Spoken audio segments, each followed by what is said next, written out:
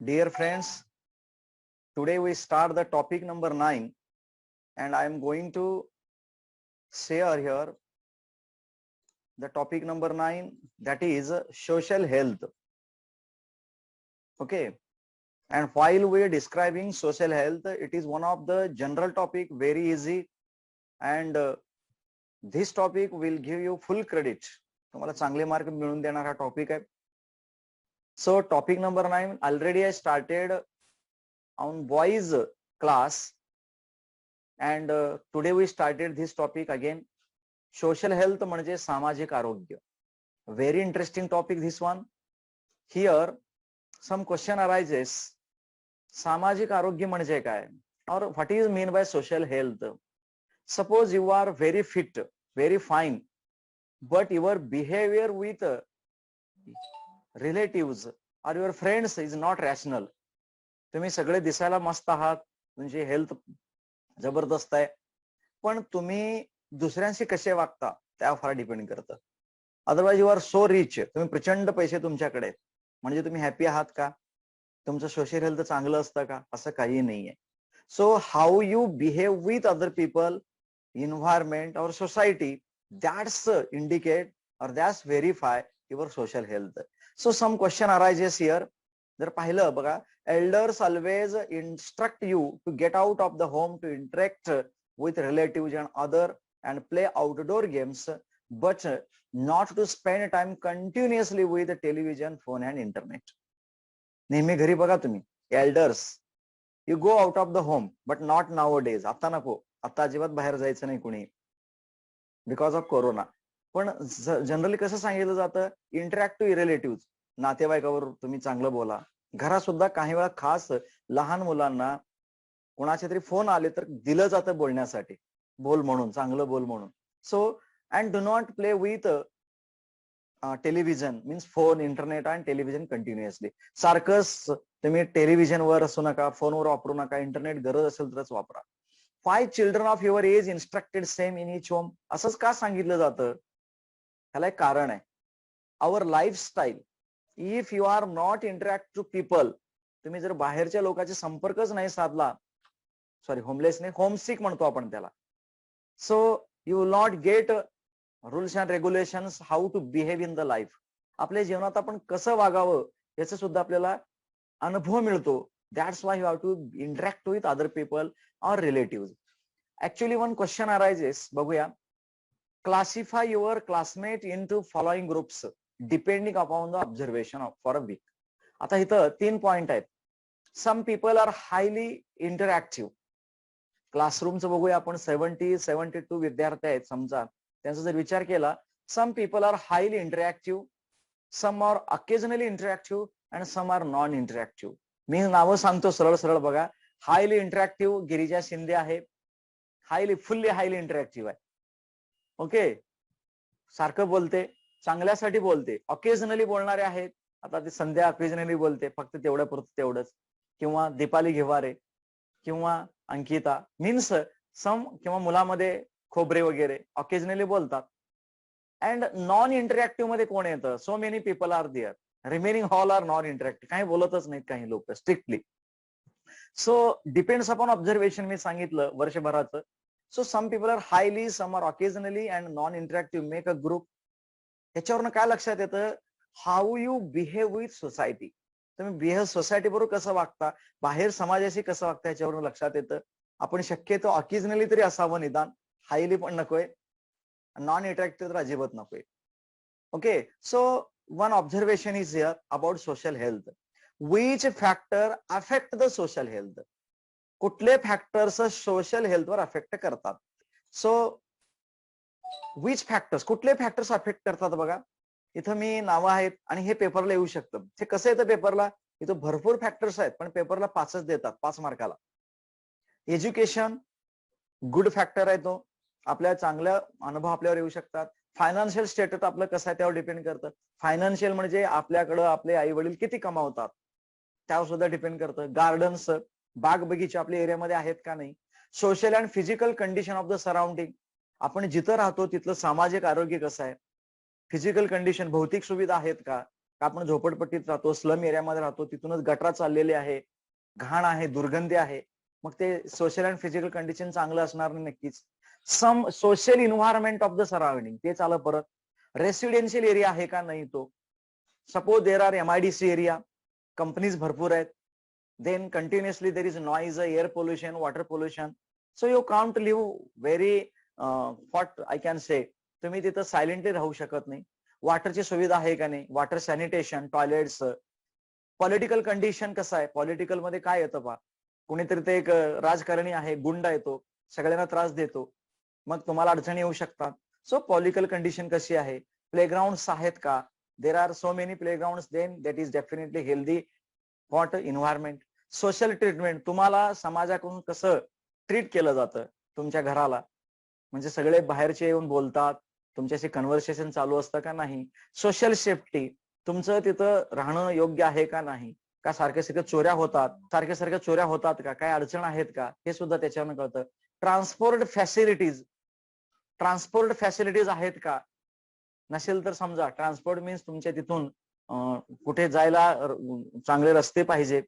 Because of sometimes in emergency काय होतं, समजा अचानक कोणीतरी आजारी पडले रात्री, इमर्जन्सी, त्याला तिथून ट्रान्सपोर्ट करायचं आहे, त्या तुमच्या राहणाऱ्या भागामध्ये एसटी येऊ शकत नाही, गाड्या येत नाहीत, काहीच येऊ शकत नाही, त्या व्यक्तीला आपण हॉस्पिटलला वेळेवर पोहोचू शकतो का. सो ट्रान्सपोर्ट फॅसिलिटी सुद्धा फार महत्वाचं आहे. एज्युकेशन अँड ऑपॉर्च्युनिटीज आहेत का, अँड सॅटिस्फाईंग बेसिक नीड सगळ्यात महत्वाचं आहे बघा. Which are the basic needs, food, clothes, shelter, medicine हे तुम्हाला वेळेवर मिळतात का. So all these are the factors affecting the social health. If there is lack of these factors, lack म्हणजे कमतरता असेल, तर definitely your social health is not good. जर तुम्हाला हे गोष्टी मिळत नसतील तर आपलं सोशल हेल्थ चांगलं नाही, आपण असं समजायचंय. त्यासाठी आपण काय करायचंय, इम्प्रूव्ह करणं गरजेचं आहे. सो ते महत्वाचे पॉइंट होते. आता त्यानंतर आपण जातोय which factors disturbing the social health. सगळ्यात महत्वाचा प्रश्न, तुम्हाला प्रश्न येऊ शकतो हे फ्लोचार्ट मध्ये, विच फॅक्टर डिस्टर्ब करणारे आहे तुम्हाला. First one for student specially, mental trace. बघा मेंटल ट्रेस आपण पाहतोय इथं. व्हॉट हॅपन मेंटल ट्रेस, का कशामुळे घडतं. आता हे जास्त करून हे सुरू होतं 10वी पासून, 10, 11, 12 पर्यंत हे सोशल काय मेंटल ट्रेस आपल्याला येतो. ताण कशाचा येतो बघा, महत्वाचं रिझन सांगतो मी तुम्हाला. Competition has increases now days. बघा काय आहे, competition has increase now days in opportunities of education. बघा शिक्षणामध्ये संधी उपलब्ध आहेत, बट कॉम्पिटिशन वाढलेलं आहे. बघा मेंटल ट्रेस कोणत्या कारणामुळे येत असतं. Competition has increased in opportunities for education, शिक्षण घेताना, एम्प्लॉयमेंट नोकरीसाठी, अँड बिझनेस मध्ये सुद्धा काय आहे, ऑपॉर्च्युनिटीज पण आहेत पण कॉम्पिटिशन. कसं, education, suppose someone gate 95% and he want to take admission in a very standard reputed college, but the list, which list, merit list is only up to 99%. तिथं 99%लाच संपलेलं असतं. For example Shahu college Latur, तिथं last इयरला 100% का 99%लाच काय झालं, close झालं. तुम्ही आमच्या शाळेत 98ला फर्स्ट असता, आपल्याला वाटतं की अरे मी फर्स्ट आहे, 98% मला आहेत, पण जेव्हा तिथं ऍडमिशन करण्यासाठी जाता तुम्हाला ऍडमिशन मिळत. एज्युकेशन मध्ये आहे, एम्प्लॉयमेंट नोकरी. Suppose you are going for taking a job one place, okay, then there are for one seat 1000 of peoples are arrived. एका जागेसाठी 1000 लोक आलेले असतात. मग दॅट इज डेफिनेटली कॉम्पिटिशन आहे. अँड ड्यू टू, आणि कोणत्या कारणामुळे सगळ्यात जास्त प्रॉब्लेम येतो आपल्यामध्ये देशामध्ये, इन्क्रीजिंग इन पॉप्युलेशन, लोकसंख्या वाढ. लोकसंख्येमुळे सगळं झालेलं आहे. 130 करोड पीपल्स आर देअर. तसं आपल्या देशाचं प्रॉब्लेम आहे, there is increasing population. So childrens are facing loneliness, एकटेपणा त्यांना जाणवतो. And mental stress due to nuclear family. Nuclear family म्हणजे माहितीये, छोटे कुटुंब. छोटे कुटुंब means there are no there what a grandfather and grandmother. त्यांचे आजी आजोबा जर नसतील, काका काकू जर नसतील, तर ते न्यूक्लिअर फॅमिली आहे. न्यूक्लिअर फॅमिली ठीक आहे, but we can not get some things from them. आपल्याला काही गोष्टी मिळत नाही त्यांच्याकडून. बघा तुम्ही आदर्श कसं असावं, कसं वागावं, हे आई वडिलांपेक्षा जर घरी आजी आजोबा असतील तर ते सांगत असतात. So nuclear family and parents are always outside home for job. घराच्या बाहेर जर असतील नोकरीनिमित्त त्यांना संस्कार कोण देणार आहे? Due to that these people or these students are always binding many girls and excessive freedom for boys in same family. हे महत्वाचं आहे. हे बहुतेक तसं होत नाही, उलट आहे. Many bindings on girls. मुलींवर भरपूर असं काय असतात, बंधन असतात. तू घरावर जायचं नाही, तू असंच वागायचं, तसंच खायचं, तेच खायचं. आणि मुलांना चांगलं चांगलं खायला देतात असं त्यांचं म्हणणं आहे. पण उलट आहे. तुमच्यापैकी तरी मुलींना जास्त चांगलं देतात, मला खात्री आहे. Many bindings on girls and excessive freedom for boys in some families. Boys enjoying concession. मुलांना कन्सेशन मिळतं. But for girls they will not get. And त्यांच्यासाठी एक शब्द असतो, should be use to it. तुला हे करावंच लागेल. अँड काहींच्या घरी असं सांगितलं जातं, डिस्क्रिमिनेशन बिटवीन, म्हणजे भेदभाव केला जातो कुणामध्ये, गर्ल्स अँड बॉईज मध्ये किंवा सिस्टर अँड ब्रदर मध्ये. कशा संदर्भात? Fresh food is getting to boys and left over food is getting to girl असं म्हटलं जातं. पण असं काय घडत नाही, शक्यतो कमी आहे प्रमाण ते. सो ह्याच्यामुळे सुद्धा काय होतो, मेंटल स्ट्रेस येतो. And nowadays everyone has to face the stress due to increasing disorder, crime. Crime माहिती आहे तुम्हाला, भरपूर घटना घडतात. अँड व्हायलन्स सुद्धा चांगले भरपूर घडतायत. And therefore mental stress is increases day by day. म्हणून day by day mental stress हे वाढत चाललेलं आहे. And that is called as social illness. त्यालाच आपण काय म्हणतो, social illness. So mental stress कोणत्या कारणामुळे? लक्षात आलं, न्यूक्लिअर फॅमिली आहे, parents staying outside for job, and there is discrimination between boys and girl, and so many bindings on girl, and getting excessive freedom for the boys. All these things getting mental stress to specially girls. हे जास्त करून गर्ल्सला mental stress येत असतो. त्यानंतर addiction हा दुसरा problem आहे बघा, व्यसन. ऍडिक्शन मध्ये काय होतं बघा, पिअर ग्रुप्स म्हणजे त्यांच्या वयोगटातले 10वीचे सगळे मैत्रिणी. एक ह्याच्यामध्ये एक प्रॉब्लेम असा आहे, त्यांच्या वयोगटाचा जास्त प्रभाव असतो आपल्यावर. आई वडिलांपेक्षा बघा तुम्ही, आपली मैत्रीण असते, तिचा फार प्रभाव आपल्यावर असतो. ते काय करते ते आपल्याला आवडतं. आई वडील सांगितलं नाही, माझ्या मैत्रिणीचं बरोबर, माझ्या मित्राचं बरोबर, असं आपल्याला वाटायला लागतं. So peer group influence in stronger in case of adolescent. Adolescent म्हणजे तुमचं जे वय आहे आता, ते अडोलसंटचं वय 11 ते 18, 20 वर्षापर्यंत अडोलसन्स असतं. And adolescence always prefer the companies of friends. बघा, कोणाबरोबर राहावंसं वाटतं त्यांना, कंपनीमध्ये. And they have follow their good or bad habits. बघा, दोन गोष्टी आहेत इथं. म्हणून चांगली मैत्री का असावी? मैत्रीमध्ये कसं असतं, चांगलं असेल तर ते चांगलं अडॉप्ट केलं जातं, वाईट असेल तर ते वाईट अडॉप्ट केलं जातं. जर आपला मित्र चांगला असेल, मैत्रीण चांगली असेल, तर आपण चांगलं होतो. मैत्रीण अभ्यास करणारे असेल, बाय डिफॉल्ट आपण सुद्धा अभ्यास करतो. मित्र काहीतरी असं वेगळं चुकीचं करणार असेल, ऍडिक्ट होत असेल, या वयामध्ये काहीतरी सिगारेटचं व्यसन लागलं, तर त्या मित्राला सुद्धा ते चांगलं वाटतं. Means we have to follow their good as well as bad habit. If friend is good, definitely we are good. If the friend is bad, means definitely we follow all rules of our friend, so we becomes a bad one. Especially children try upon tobacco, cigarette, gutkha, as well as alcoholic drinks and drugs, etc.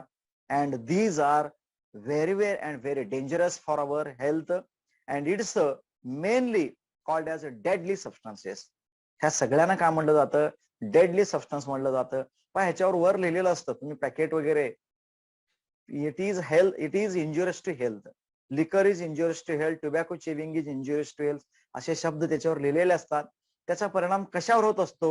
Because it contains so many chemicals and these are damages upon our human nervous system. आपल्या human nervous सिस्टीमवर त्याचा परिणाम होतो, muscle सिस्टीमवर परिणाम होतो, as well as heart, आपल्या heart, kidneys, liver, all these things are affected by consuming these what liquor as well as tobacco. Tobacco contains nicotine, which is very poisonous one. So we have to avoid all these things. आपण हे फक्त syllabus मध्ये आहे, mark आहेत म्हणून प्रयत्न करत नाही, तर तुम्हाला हे जीवनामध्ये सुद्धा अवॉइड करायचंच आहे. फक्त मार्कासाठी आपण अभ्यास करणार नाही, लक्षात घ्या. तर ह्याचं चिन्ह हे पेपरला आलं तर खाली काय लिहिणार तुम्ही? Addiction control. आपण ऍडिक्शन कंट्रोलचं चिन्ह आहे ते. सो हे झालं दुसरा प्रकार. Third one is chronic diseases. बघा, what about chronic diseases? Chronic डिसीजेसला आणि अॅक्यूट डिसीजेस असे दोन प्रकारचे डिसीजेस असतात. Chronic means long term diseases and acute diseases means very short term diseases. The fever is a short term diseases or lose motion as well as some diseases which are short term, काही दिवसासाठी असतात. Okay, but chronic disease means this is prolonged period, we have to suffer for prolonged period. फार दिवस आपण ते face करत असतो. त्यामध्ये बघा एड्स आहे, everyone know about AIDS. AIDS बद्दल सगळ्यांना माहित आहे. सो क्रोनिक डिसीज मध्ये बघा AIDS, acquired immunodeficiency syndrome असं म्हणतो आपण त्याला, TB, tuberculosis, leprosy, mental health disorder, and these are some old person leads to increasing old age. वयोमानानुसार काही त्याच्यात डिसीज येतात. एड्स हा वयोमानानुसार होणारा रोग नाही, लक्षात घ्या. ओके, सो एड्स हा चुकीच्या वागल्यामुळे होणारा रोग आहे आणि उलट तो जास्त करून या वयामध्ये म्हणजेच काय वयात आल्यानंतर होणारा रोग आहे. इथं तुम्हाला एक इन्सिडेंट दिसतोय बघा, इररॅशनल इन्सिडेंट आहे. समजा इथं मी तुम्हाला त्याला सर्कल करतोय आता. See here an incident whether the incident shown in the following picture in rational express your opinion. बघा तिथं काय दाखवलेलं आहे, तिथं बहुतेक ती सून आहे आणि तो सासरा वगैरे असेल म्हातारा माणूस, तर त्याला एका कोपऱ्यात बसवलेला आणि धमकी देते, जे पाहिजे ते खायचं नसेल तर बस इथंच. So it incident is openly we have to observing in our home. आपण हे इन्सिडेंट ऑपनली बघत असतो आणि विशेष म्हणजे रॅशनल नाही तर इरॅशनल आहे. This incident is a irrational incident, लक्षात घ्या. आणि आपण असं वागू नये हे त्याच्यातून सांगायचं तुम्हाला. आफ्टर देन आता आपण लिकरच्या संदर्भात तुम्हाला सायंटिफिक रिझन पेपर लिहू शकते बघा यावरची. लिकर, अल्कोहोलिझम इज व्हेरी डेंजरस असा एक प्रश्न आहे. अल्कोहोलिझम म्हणजे दारू वगैरे पिणे. Liquor is produced from alcohol obtained by fermentation process. Fermentation प्रोसेसने आपण तयार करतो. And this is process if we perform wrong way. आपण चुकीच्या पद्धतीने जर तयार केलं, चुकीच्या पद्धतीने बनवलं तर liquor, it becomes poisonous. It becomes poisonous and it is prove fatal for many time. आणि ते धोकादायक आहे. आणि याचा स्पेशली कशावर इफेक्ट होतो? Efficiency of nervous system. आपलं नर्वस सिस्टीम म्हणजे ब्रेनची कॅपॅसिटी कमी होते. स्पेशली ब्रेनची कॅपॅसिटी कमी होते. And liver as well as life span of person is decreases. बघा बरोबर आहे. जे लोक लिकर घेणारे आहेत बघा, त्यांचं आयुष्यमान बघा तुम्ही. असं आपण ऐकतो बघा साधारणपणे, अरे रे रे तो आत्ताच 45 वर्षाचाच होता, कसं काय गेला? नाही, त्याला प्यायची फार सवय होती, त्यामुळे त्याचं सगळं ब्रेन हे ते डॅमेज झालं, तो गेला. मीन्स लाईफ स्पॅन कमी असतं. Brain developed in adolescent in hindered due to alcoholism. आपलं ब्रेनची डेव्हलपमेंट थांबते. Ability of memorisation and learning become slow. Memorisation म्हणजे आठवणे, लर्निंग प्रोसेस सगळे थांबतात. And addictive person cannot think rationally. जो माणूस ऍडिक्शन आहे तो रॅशनली विचार करत नाही, चुकीचे विचार करतो. And all these thing he faces some problems, social problem, mental problem as well as family illness along with physical illness. त्याचबरोबर तो कुठले सोशली प्रॉब्लेम्स असतात त्याला, त्याचबरोबर फॅमिलीचे प्रॉब्लेम्स असतात आणि मेंटल प्रॉब्लेम्स असतात. So alcoholism is very dangerous to human health. तर हे अतिशय धोकादायक आहे. हे सायंटिफिक रिझन पेपरला येऊ शकतं, लक्षात घ्या. Alcoholism is not rational. का? तर due to that it is poisonous. Mainly our nervous system as well as liver becomes damaged and life span is decreases and ability of memorization and learning becomes very slow, and the person who addicted do not think rationally. All these problems created because of alcoholism. तर हे सगळं alcoholism मुळे शक्य आहे होतं. त्यामुळं हा इथं एसटीडी डिसीज म्हणून टाकलेला आहे. म्हणजे कशा संदर्भात आहे तर एड्स हा एसटीडी डिसीज मध्ये येतो. दोन डिसीज आहेत, गोनोरिया आणि अजून एक डिसीज आहे, गोनोरिया आणि कुठलं सेफॅलिसिस. हे दोन डिसीजेस कशाचे आहे तर एसटीडी म्हणजे काय, सेक्शुअली ट्रान्समिटेड डिसीज म्हणतो. म्हणजे सेक्शुअली कारणामुळे ते घडणारे, त्याला गुप्त रोग सुद्धा म्हणलं जातं. तर त्यानंतर आता शेवटचे 8 मिनिटं शिल्लक आहेत. तर एक तुमच्या समोर चित्र दिसतंय, different situation. The first situation हे आमच्या वेळचं आहे, सेकंड सिच्युएशन हे तुमच्या वेळचं आहे सध्या. बघा आम्हाला त्यावेळी काय करायचंय, कम फॉर स्टडी, खेचत आणायचे घरामध्ये. ओके. आणि दुसरं जे आहे, गो टू प्ले, बाहेर खेळायला जा. Because all you people are only in the house and only operating the internet, operating the mobiles. And आता ऑपरेटिंग मोबाईल्स आता गरज आहे, सोडा, त्याबद्दल काही नाही. आता हे झाल्यावर तुम्ही काय करता, पप्पांना म्हणता नाही अजून आमचा क्लास चालूच आहे, तासभर वापरता, नाही वापरायचं. हे झालं ना, देऊन द्यायचं, त्यांना टाकून द्यायचं त्यांच्याकडे, आणि तुमच्या स्टडीला तुम्ही सुरुवात करायची. So there are two different situation. The first situation is good, second situation is very bad. दुसऱ्या सिच्युएशन मध्ये तुम्हाला हाकलून द्यायची वेळ येऊ नये. You have to do. Actually असं सांगितलं जातं, exercise is the key control of our health. आपलं आरोग्य चांगलं पाहिजे असेल तर आपल्याला काय पाहिजे, आपलं एज्युकेशन सोबतच प्लेइंग वगैरे असणं गरजेचंच आहे. अँड हे एक सिच्युएशन पाहिलं. त्यानंतर आपण इथं काही फिजिकल प्रॉब्लेम्स बघणार आहे. जर आपण व्यवस्थित काय केलं नाही तर, सोशल हेल्थ मेंटेन केलं नाही तर, त्यामध्ये बघा टायर्डनेस आहे, headache. So tiredness, headache, insomnia म्हणजे निद्रानाश. बघा, हे वयोमानानुसार निद्रानाश होतो. म्हणजे तुम्ही टीव्ही जास्त पाहिला, मोबाईल जास्त पाहिला, हँडल केला तर इन्सोमनिया होतो, झोपच येत नाही आपल्याला. काहींचं तर असं अडचण आहे, मोबाईल हातात घेऊन बघता बघता तेच थोबाडावर पडल्यानंतर झोप येते. असे सुद्धा लोक आहेत आपल्याकडे. फॉरगॉटफुलनेस, विसरभोळेपणा, टिनिटस, पॅन्ट पेन्स होतात आपल्यामध्ये, कंबरदुखी, गुडघेदुखी, problems of region may arises, आणि लहान मुलामध्ये तरी जास्त प्रॉब्लेम्स होतात. All these problems created due to using of और over use of cell phone और इंटरनेट. जास्त वापर केल्यामुळे हे प्रॉब्लेम्स आहेत, हे लक्षात ठेवा. आणि काही क्रोनिक इफेक्ट्स आपल्यामध्ये होत असतात. तर त्यानंतर इथं एक अजून बघा, रॅशनल थिंग्स, हे सर्रास तुमच्या घरात घडतंय. हे boy using cellphone while eating, ह्याच्यामुळे काय होतं सांगा बघू. तुम्हाला हे पेपरला येतं, what will happen in this case. या केसमध्ये काय घडेल. तर children who watch the cartoon films may imitate the character of those film. बघा, इमिटेट म्हणजे अनुकरण करणे. काय करतात मुलं, childrens who watching the cartoon मध्ये जे घडतंय ते आपण इमिटेट करतो. तुम्ही एक टीव्हीवर बघता, एक मुलगी, आतल्या बाजूला एक जाहिरात आहे टीव्हीवर, ती डान्स करत असते आणि त्या खांबाला अडकते. पुढची मुलगी सुद्धा त्या कॉम्प्युटरलाच टीव्हीलाच काय करते, असं त्याच्यावर झेप घेते आणि खाली पाडते. म्हणजेच काय झालं, you have to imitate what happens in the cartoon. Cartoon मध्ये काय घडतं हे आपण करायचा प्रयत्न करतो. This is the tendency of children. ही टेंडन्सीच असते. व्हर्च्युअल ऍक्सिडेंट घडतात त्याच्यात. And due to negative thinking are increases. त्याच्यामुळे काय घडतं, निगेटिव्ह थिंकिंग वाढते. सो द एक्झाम्पल याचं दिलेलं आहे साईडला. This is rational, not rational.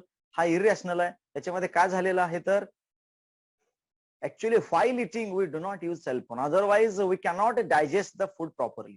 आपलं अन्नपचन होणार नाही. अन्नपचन नाही झालं, we cannot get nutritional value to the body. आपल्याला योग्य आहार शरीराला मिळणार नाही. So many different problems are created. दुसरं एक सिच्युएशन दिलं इथं, द पर्सन, हे दोन्ही पैकी एक पेपरला येणार 100%. Selfie on road. तो रोडवरच काय करतोय, सेल्फी घेतोय. बघा, this is not a good one. Otherwise काय घडेल याच्यामुळे सांगा, definitely accidents, because he's not aware the car is coming behind and he just taking the selfie middle of the road. Definitely that car dashing him and accident may be occurs. त्यामुळे काय होण्यास संभव आहे, accident होण्याचा संभव आहे. हे आपल्याला टाळता येतं. We have to avoid strictly. We do not take the selfie on a very risky places. Risky प्लेसला कधीही आपण काय करायचं नाही, असे सेल्फी घ्यायचे नाहीत. सो इथपर्यंतचा भाग आपण पाहिलेला आहे.